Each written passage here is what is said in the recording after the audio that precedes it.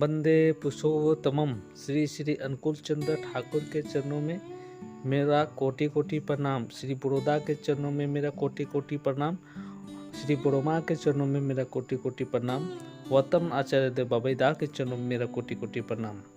आज मैं सभी गुरु भाइयों के सामने एक विशेष बात रखने जा रहा हूँ, जिसे सुनकर आप सभी गुरु भाइया सोचेंगे कि भला ऐसा भी हुआ, लेकिन अब तक हमें मालूम नहीं था।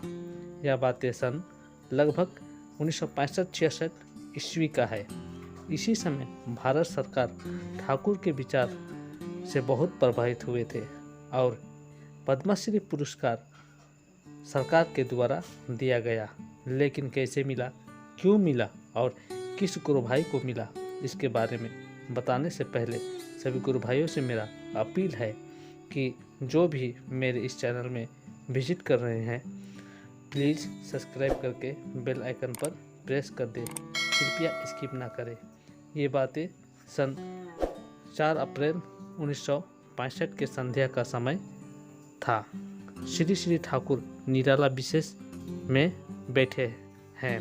इच्छा अनुसार राइफल फैक्ट्री के जनरल मैनेजर श्री किरण चंद्र बनर्जी दा आए। श्री श्री ठाकुर किरण दा को देखकर बहुत खुश हुए।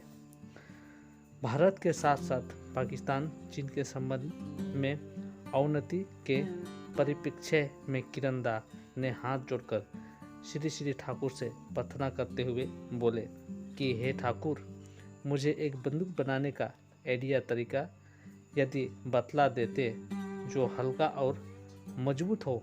हमारे सैनिक को भारी बंदूक जो भारत में है ढोने में बहुत तकलीफ होता है।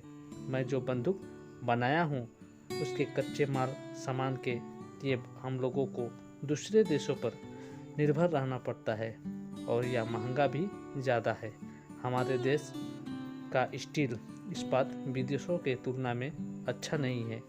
इसके अलावा युद्ध के समय सामान आयात करना भी मुश्किल होगा। हमारे देश में कच्चा सामान जो उपलब्ध है उससे ही बनाना होगा। ठाकुर, आप यदि कुछ बतला दे।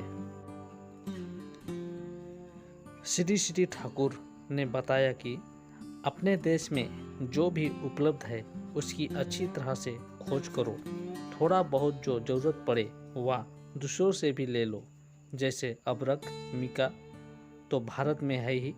किसी ओली संकर धातु के साथ अबरक मिलाकर उसे टेस्ट जांच करके देखो। किरण दा बीच बीच में ठाकुर जी का बातों को एक नोटबुक में लिख रहे थे। कुछ देर रुक कर श्री श्री ठाकुर पुनः बोलना शुरू किए। एल्युमिनियम तो हमारे देश में बहुत है, या बहुत हल्का होता है। एल्युमिनियम से जो नहीं बनाया जा सकता है वैसा मुझे प्रतीत नहीं होता। कौन ओली धातु मिश्र धातु मिलाने पर एल्युमिनियम की स्टेबिलिटी स्थिरता बढ़ेगी, उसको जांच कर देखना चाहिए। एल्युमिनियम से ही तो कार्बोगेट टीन बनता है, उसमें उपयुक्त ओली मिश्र धातु मिलाना चाहिए। स्ट्रोंग मजबूत जो नहीं बनाया जा सकता है ऐसी बात नहीं है, टेस्ट परख करके देखना चाहिए। किरण दा और श्री श्री ठाकुर दोनों एक दूसरे के आंखों की तरफ देख रहे हैं और मुस्कुरा रहे हैं। देखकर ऐसा लगा कि मुस्कुराहट में कुछ रहस्य छुपा हुआ है। अचानक श्री श्री ठाकुर किरण दा से बोले, चलो बगल वाले कमरे के अंदर एकांत में चर्चा करते हैं। श्री श्री ठाकुर किरण दा के साथ कमरे के अंदर बहुत देर तक इसी विषय पर चर्चा की है। घंटे पर बाद किरण दा कमरे से बाहर निकले। उनके चेहरे पर आत्मविश्वास की झलक दिखाई पड़ रही थी। क्या उनको कोई समाधान मिला था? देखकर लग रहा था कि वे बहुत खुश थे। कुछ वर्षों के अंदर ही किरण दा के नेतृत्व में इच्छानुसार राइफल फैक्ट्री हल्की नई ऑटोमेटिक बंदूक तैयार करने में सफल हुआ। इस योगदान के लिए भारत सरकार ने किरण दा को पद्मश्री उपाधि से सम्मानित किया।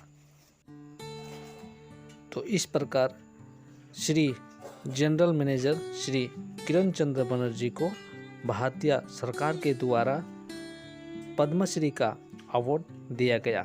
तो इस प्रकार से भारत अथवा विदेशों में भी अनुकूल ठाकुर के विचार से बहुत सारे बदलाव हुए, समस्याओं का समाधान भी हुआ। इसलिए हमारे अनुकूल ठाकुर आदि अनादि युग का पुरुषोत्तम कहा जाता है। बस यहीं पर मैं अपना कथन का अंत कर रहा हूँ। सभी गुरु भाइयों को